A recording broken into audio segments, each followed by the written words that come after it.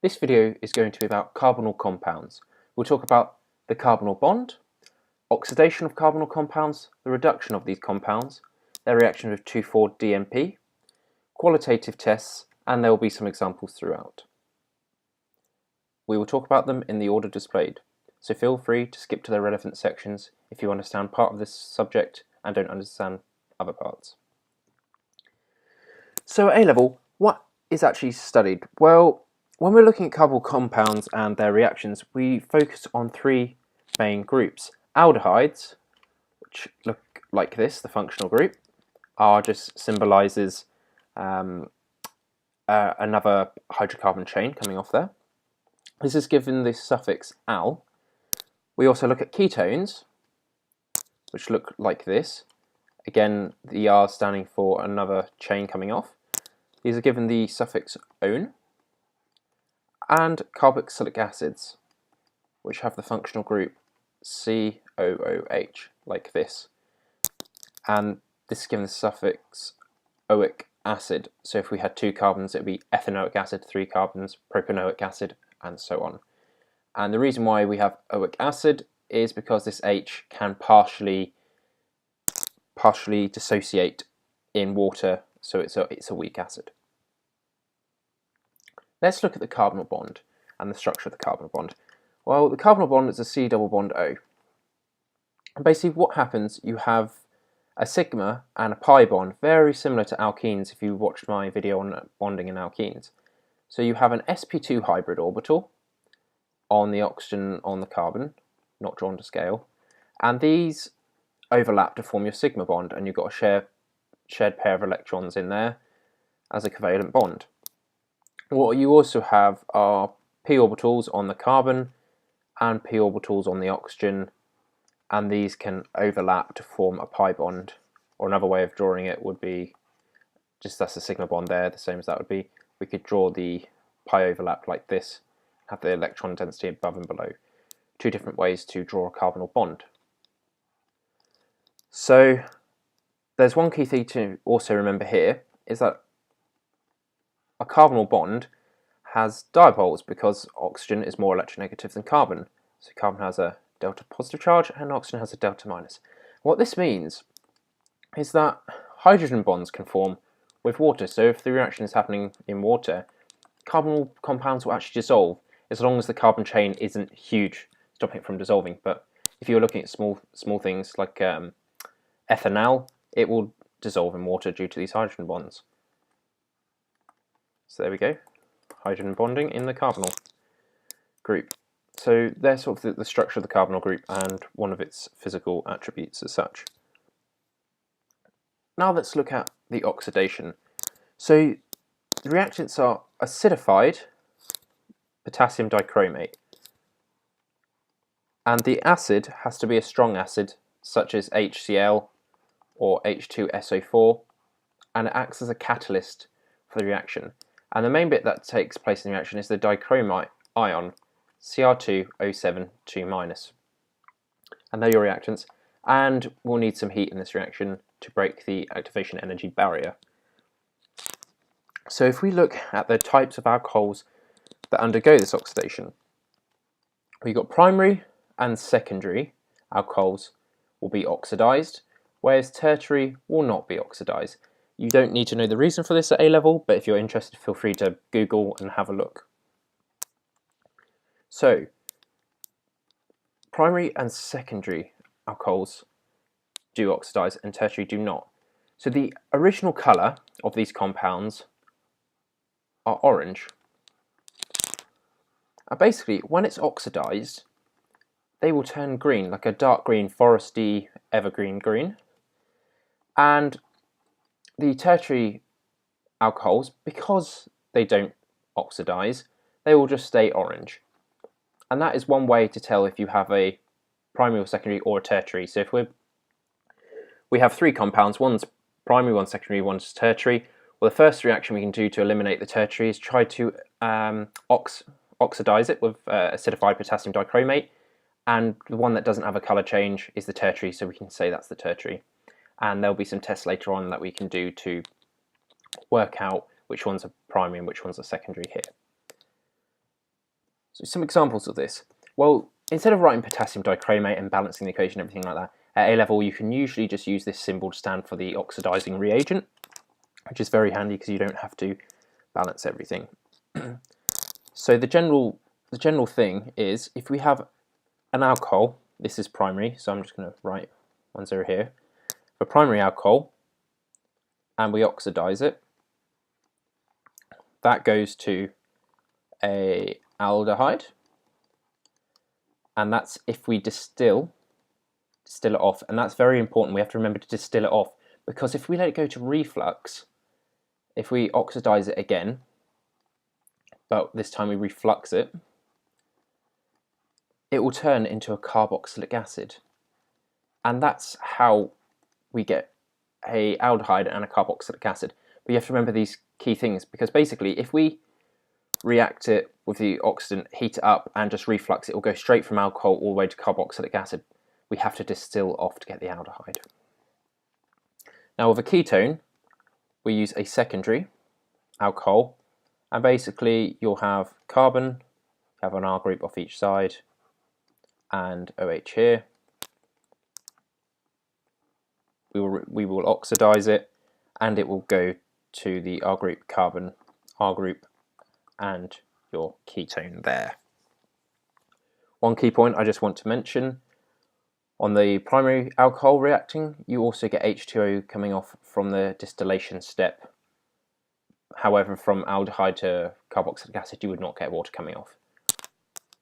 So that's the example of the well, that's the overall mechanism as such for primary and secondary alcohols. Now if you look at specific examples, we can take this, CH3, CH2OH, which is just ethanol, and we can oxidize it. And what we can do is we can distill it off, and we'll get ethanal and water. What we can then do, we can take that ethanal and oxidize that as well in another step, just going like the general mechanism we were talking about. But this time we reflux, and that goes to ethanoic acid. And that's the example for primary alcohols. Now if we look at secondary, remembering that this little zero up here just denotes sort of its primary or secondary. Here we can take this compound, CH3, CH, OH, CH3. This is a secondary alcohol, so we've got the OH group coming off the middle. So this is propan-2-ol. And we can oxidize that. And this will go to CH3, COCH3, and water. And this basically has turned a secondary alcohol group into a carbonyl group. So the middle carbon will have a C double bond O like that, and then you've got the CH3 here and CH3 there. And there's some specific examples. Now let's look at reduction. Well, the common reagent used for reduction at your study 8 level is sodium borohydride, NaBH4. And this is a source of hydride ions, and that's what takes part in the reaction. If you want to know the reaction mechanism, please look at my nucleophilic addition video, and that takes you through it step by step for what you need to know at A level, and it gives you the true mechanism too, which is a bit different from A level. So the alcohols that are involved in this are aldehydes or ketones. They're the only ones that take place in this, and when we reduce them, they go to alcohols. And obviously aldehyde is made from a primary alcohol, so it's reduced to primary alcohol, while ketone is made from secondary alcohol, so it will be reduced to secondary alcohol, if you remember the oxidation steps to get there. So if we look at a couple of examples, well, we can have CH3, CHO, which is ethanal, And what we do, like the oxidation step where we write O, instead of writing the whole thing and, I should say plus heat up here, instead of writing it all out and balancing it, we can just use H to suggest a reducing agent. And that will go to CH3, CH2, OH, which is ethanol. That's one example. So a second example, look at CH3, CO, CH3, plus 2 lots of the reducing reagent, goes to CH3, CH, OH, because it's a secondary alcohol, and CH3. And they're just a couple of examples here. And like I said, if you'd like to know the mechanism, please refer to my nucleophilic addition video. Now let's look at 2,4-DMP. What reacts with it? How do we tell if it reacted? What doesn't it react with? And why is 2,4-DMP used? So 2,4-DMP reacts with aldehydes or ketones.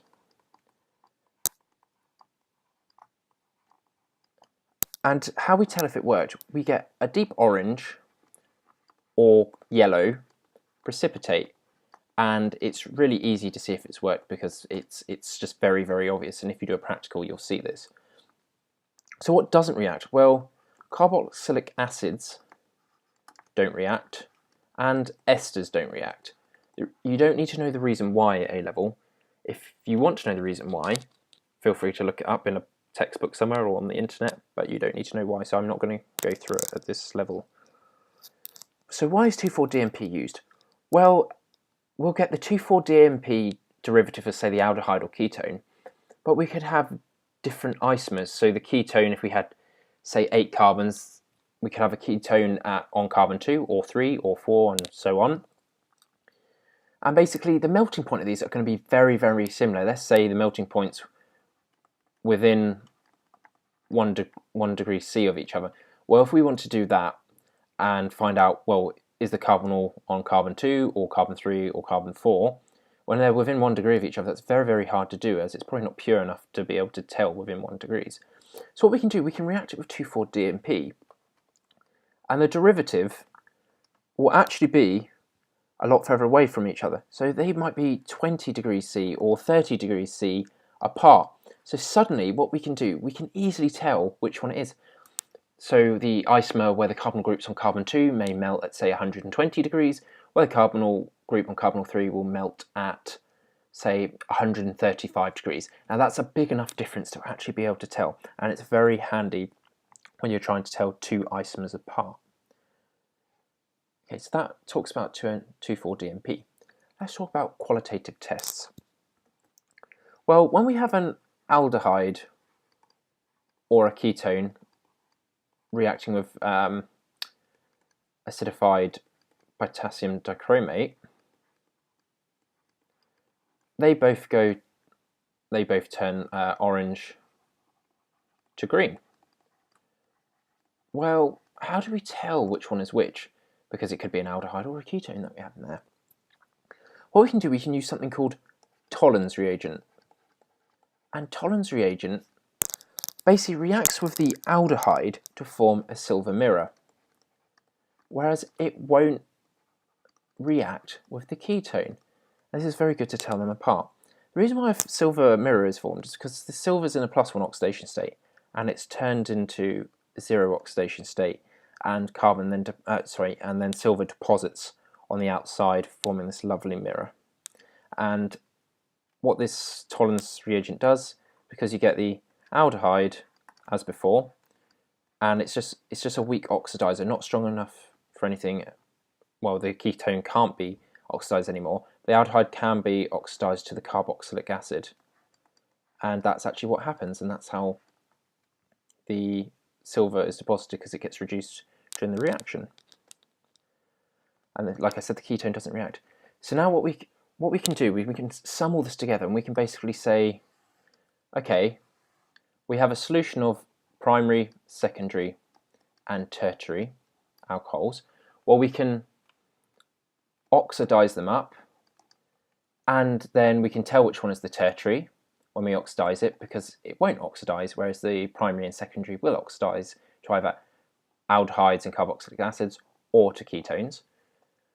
Great, so now we know the first and second, so how do we tell them apart? Well, that's when we use Tollens reagent, because we can then tell which one is the aldehyde and which one is the ketone, because we would oxidize and distill off the, well, we'd oxidize and distill off the primary alcohol to get the aldehyde, and we'd test it with Tollens and we'd get the silver mirror, whereas obviously we don't get an aldehyde formed with secondary alcohols, it goes straight to ketones, so therefore a silver mirror will not be formed.